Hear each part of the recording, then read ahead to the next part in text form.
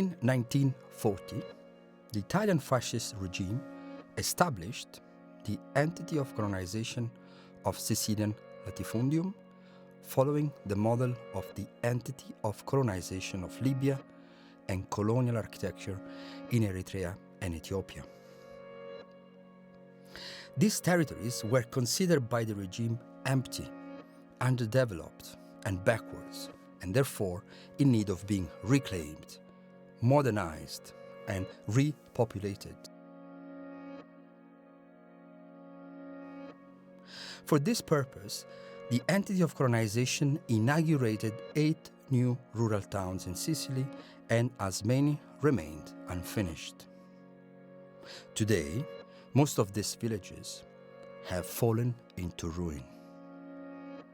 However, what does not seem to be in ruin is the persistence of fascist, colonial, and modernist rhetoric, culture, and politics.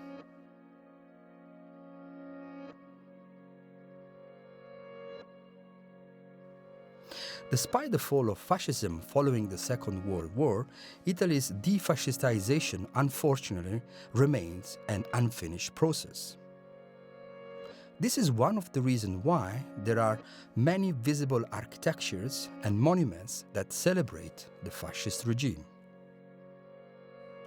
Moreover, having lost its colonies during the Second World War, Italy has never embarked on a real process of decolonization.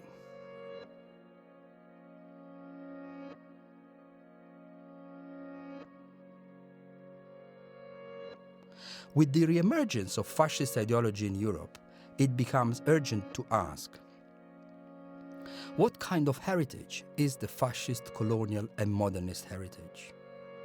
And who has the right to reuse it? Should this heritage simply be demolished, or could be reoriented towards other ends?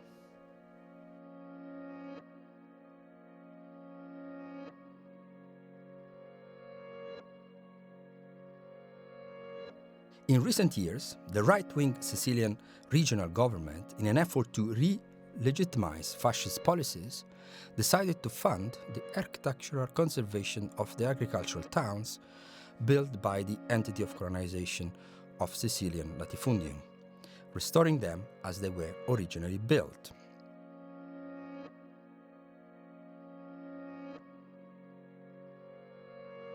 Against this nostalgic and neo-fascist approach, in Borgo Rizza, we strike out the name Rizza to negate its commemoration, but at the same time not to forget what it stood for. We collaborated with the local municipality of Carlentini, the local community and university to establish the Difficult Heritage Summer School, a space for critical pedagogy and discussions around practices of reappropriation and renarration.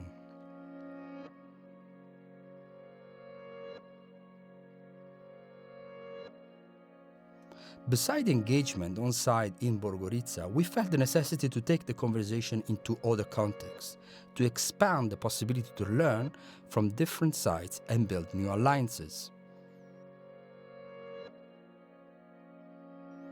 The art installation Ente di Decolonizzazione Borgo Rizza profaned the Entity of Colonization of Sicilian Latifundium by decomposing and recomposing its facade in several modular sits. These will be reused as the platform for an open discursive space where the public is invited to critically reconsider the social, political, and economic effect of fascist, colonial, and modernist heritage, and, at the same time, collectively imagine new common uses. This series of decolonial assemblies aims to continue our collective research by learning from different sites and by building alliances with people who feel the urgency to question modernist, colonial, and fascist heritage.